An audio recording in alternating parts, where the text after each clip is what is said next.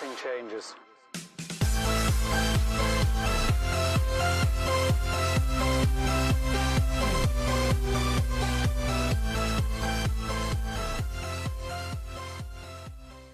Okay, so now we have a handle on Excel and how to keep track of everything that we are doing. Now, the next step would be a program, a software, such as QuickBooks or GoDaddy. I personally use QuickBooks Online Edition, the Simple Start version. I don't use Self-Employment because it has a bunch of features that I believe they're charging for. It costs more money. So I believe that extra amount of money is for a bunch of features that I typically don't use. If you are a larger S or C corporation, or you have a lot of employees, or you're paying workman's comp or other things going on, it may be the right route for you, and I suggest that you look into it. I'll link below a Simple Start versus self-employment link that you can read. I've read it a little bit. Simple Start is enough for me, and it should be enough for most of you that are watching this video. There may be a few exceptions. Again, everyone's business is different, and I suggest that you ask a CPA or do your own independent research to figure out what fits you best. So I want to go over to QuickBooks Online Simple Start, the one that I use. It also comes with an app.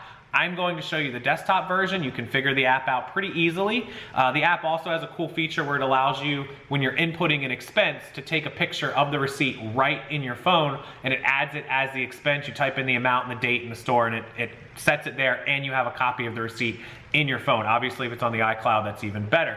But I want to show you QuickBooks Online Simple Start Edition, show you how it's laid out, show you how it works, show you how to input the sales and expenses, just like we did on a spreadsheet, but we're inputting it into a program which is going to total it, categorize it, and sort it all for us. And that's why it's better than a spreadsheet. You can do either, you could do both, you can do either, but obviously the software in the program is going to do all the work for you. It costs money.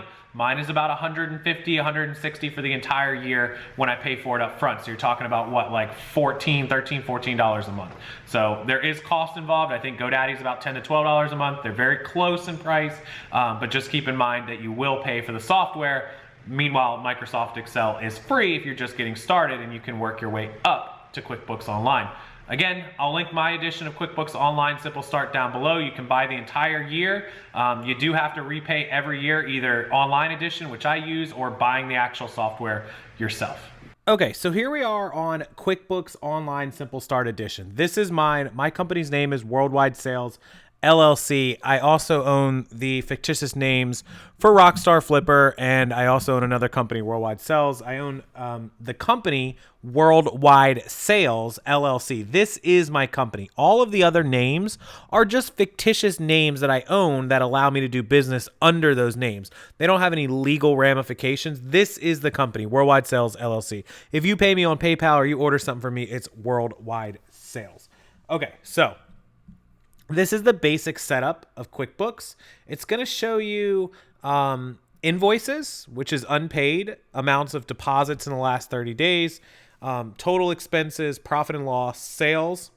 If you link your bank accounts, it's going to show you, like a business checking account, a personal bank account, things like that. It's going to show you amounts that are in there. I do link bank accounts. I don't link everything. I don't have my PayPal linked. Again, I don't do the importing through QuickBooks. I do all of my entries manually because I just don't trust the importing. There's always been errors. I always find things that got missed when it imports, or it didn't import correctly, or it duplicated it. And so it just drives me nuts. And so I manually import everything, which I'm going to show you, or I manually type everything, which I'm going to show you in just a minute how I do.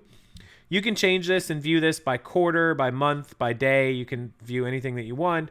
You can edit your bank accounts here, connected accounts, whatever, what have you. And then you can come over here to all the different categories. You can look at sales, and sales is going to bring you up a screen where it's going to show you, the top estimated, overdue, open invoices, amount paid, where you can sit here and input all of, eBay sales, my Facebook group that I sell, whatever. All that stuff can go in there. You can input your expenses. And then obviously if you have any kind of workers or employees, contractors, 1099s, you could do all of that sort of entry in there as well. So I'm going to show you step by step in the next couple videos how to input a sale and how to input an expense, because really that's all that I do. I just literally input a sale amount, and then I import all the expenses, and it tells me I sold $53,938 in merchandise.